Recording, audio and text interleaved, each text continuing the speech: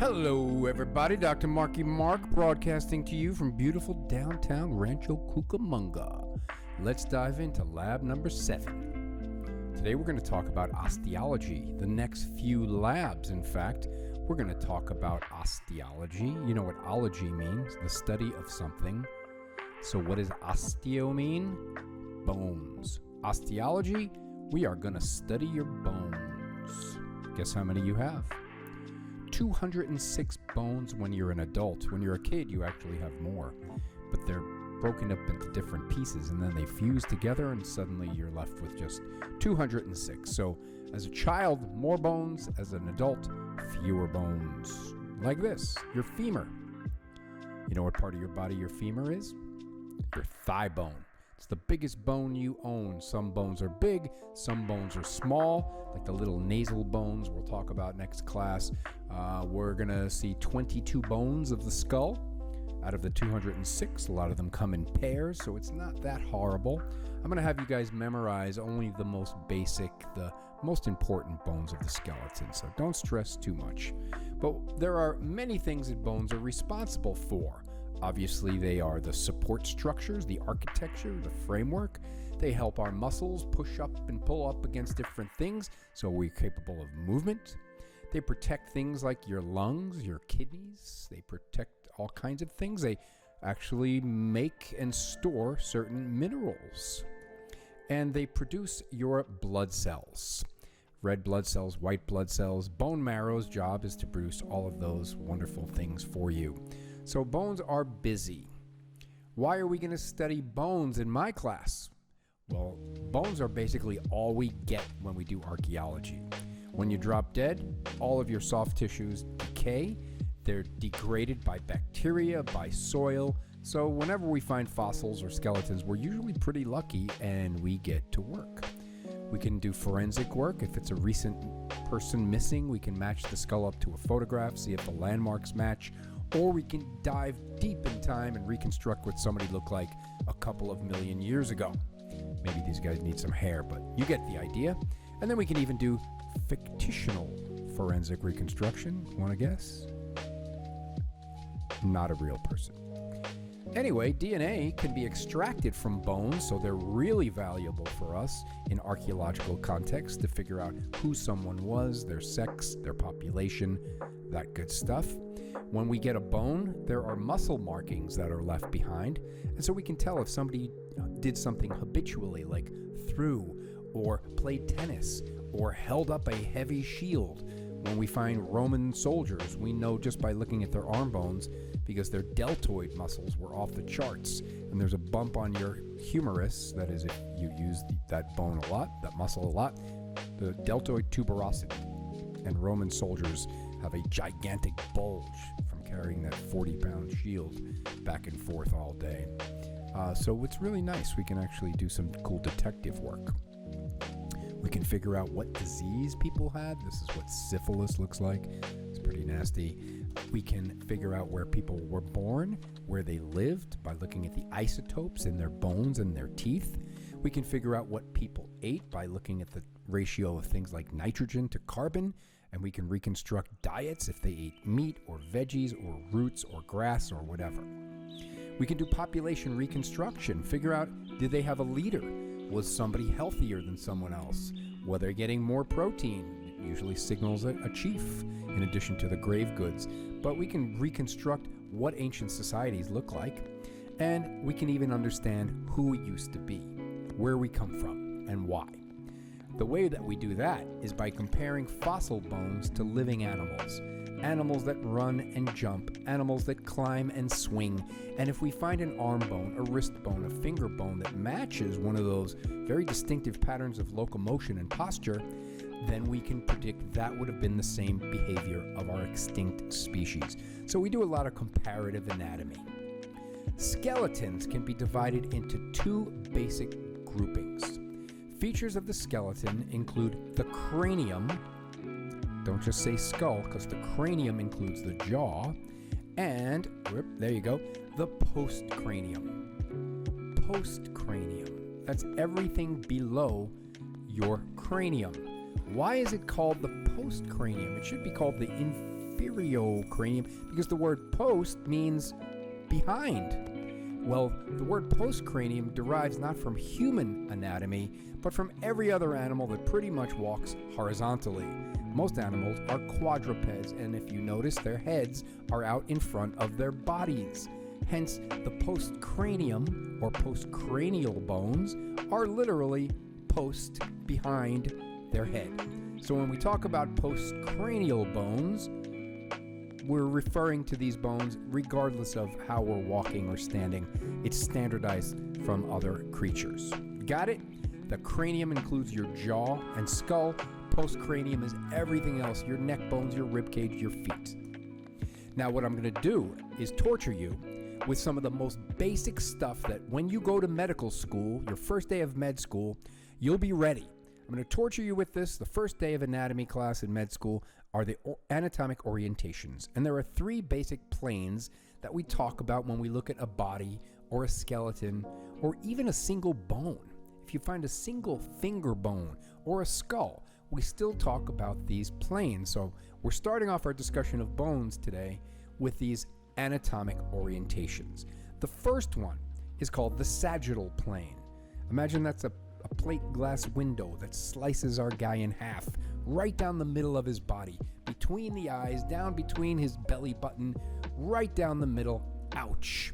This is what we call the sagittal plane. Everybody say sagittal. Good. Here's another view of the sagittal plane. It doesn't have to be down the middle, but usually it refers to the midline of the body. This is what we sometimes call the parasagittal plane because it's not exactly on that, but you're cutting this guy in half down the middle of his body from front to back. That's why it's called the sagittal plane. Next, there are structures on your body, your skull, your skeleton that are named after this plane.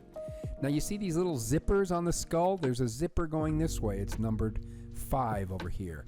And there's a zipper going down the middle of the skull. Here's the front of the skull, by the way. Your nose would be here, your eyes here, right? This is the back of the skull. Right down the middle of the skull is a suture, like a zipper, called the sagittal suture. Why is it called sagittal? Duh, it's on the sagittal plane.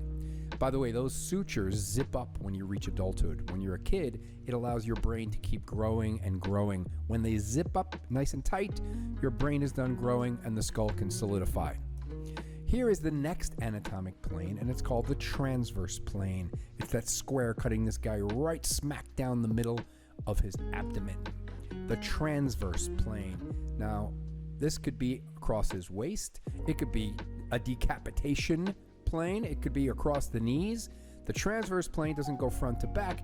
It goes down the body, across the body. This looks really painful. Here is your transverse plane. Ignore the picture label horizontal plane. Nobody talks about that way. Certainly no scientist or medical professional. We're going to call this the transverse plane. The transverse. Got it? Ouch. The last one I'm going to talk about, because each body can be discussed in 3 dimensions, is the coronal plane. And if you were to wear a crown, I guess, or a tiara, or a plate glass window fell from above and sliced you in half from front to back, that would be a very painful coronal plane accident. The coronal plane slices you into 2 halves, front to back. But if it's a bone, we can talk about it. If it's a skull, we can talk about it. And notice there is a suture, a zipper, that is on the coronal plane. Before, the one down the middle was called the sagittal suture. This guy is the coronal suture because it's on the coronal plane. This is making sense, yes? Nice. Okay, now let's talk about whole structures. Everything has a top and a bottom. But in anatomy, we don't say top, we say superior, a word that you've heard before. We say inferior. So the head is at the superior aspect of the skeleton, the feet are at the bottom or the inferior aspect. Yet each bone has a superior aspect, like a skull, and an inferior aspect. So each structure, whether it's high up or low down like a foot is going to have a superior and an inferior aspect. And the bones of your feet, the little toe bones, they have a superior and an inferior side. Got that? Let's march on. Each structure, including a skeleton or even an individual bone, has a medial side and a lateral side. Let's start with medial. What does the word medial sound like? Kind of sounds like medium or the median on the highway. You know what separates the different lanes going in opposite directions? Well, medial structures are closer to the midline of the body. If you draw an imaginary line down the middle of the body, anything closer to the midline would be considered medial. Anything on the outside would be lateral. In football, we toss the ball to the sides. We call it a lateral pass. Lateral and medial. Let's check out homegirl. She's got an arm, and she has a lateral aspect to that arm. And guess what she also has? The inside of her arm would be considered medial. The bone inside, the humerus that's inside of her body, that also has a lateral and a medial side. Marching on. When we're talking about bones, those long bones of the legs and arms, your fingers or your toes, each of them has a proximal and a distal side. Now, the proximal side is the one that's closest to the midline. If you're taking notes, jot that down. Proximal means closer to the midline. So if you slice this human body in half, the knees are closer to the midline than the feet. If you take a look at that lower bone, this is the tibia. It has a top side that would be considered proximal, and the furthest away would be the distal. Distal makes sense. It sounds like distant. Your arms have a proximal and a distal side as well. Check it out. Proximal, her shoulder. There we go. Sorry. Proximal would be her shoulder, and distal would be her wrist. Even though her wrist is folded across the midline in anatomic position, which is holding your arms down by your sides with your thumbs pointing to the side.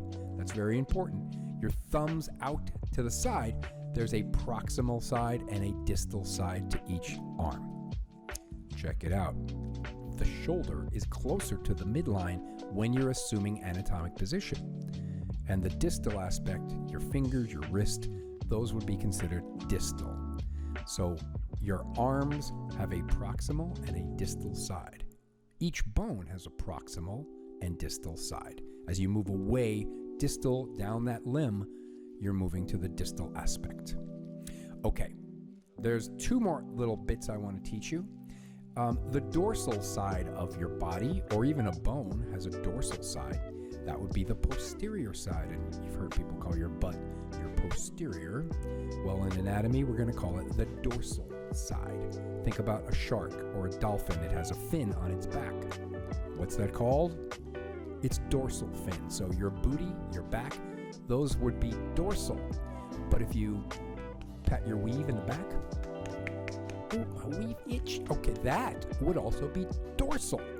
Your heel would be dorsal. Your calf would be dorsal. The back of your leg is dorsal.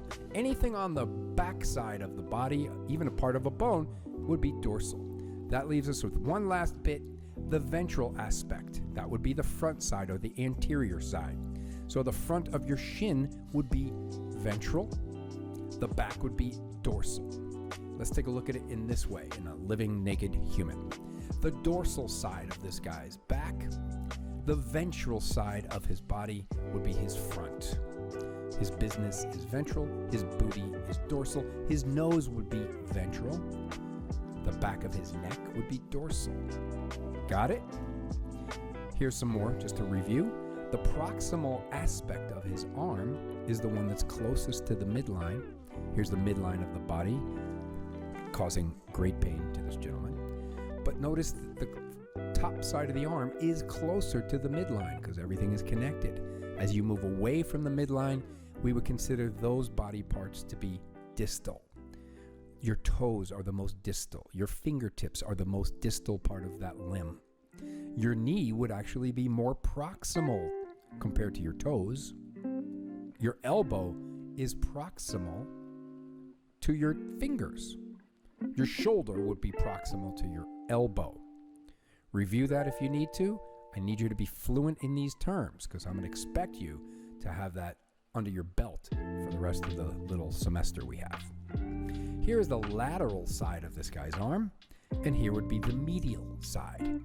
Now, the lateral label there, that also is proximal, but notice I'm pointing to the outside. If I were pointing to the outside of his leg, that's lateral. Anything on the inside would be medial. What lies right on the medial line, the sagittal line, your belly button, your nasties, your nose, those are medial. Your ears would be considered lateral. Got it? Okay, let's make sure you got it. I have two things for you as usual. I got a beautiful quiz plan for you. We're going to put all this into play. Cranial, postcranial, lateral, distal, proximal, all these wonderful terms. Make sure you tighten up your game before you attempt that quiz, okay? There's no timer, but I don't want you to spend 2 hours on this thing. Just practice, point to different parts of your body and say proximal, distal, medial, lateral, that sort of thing.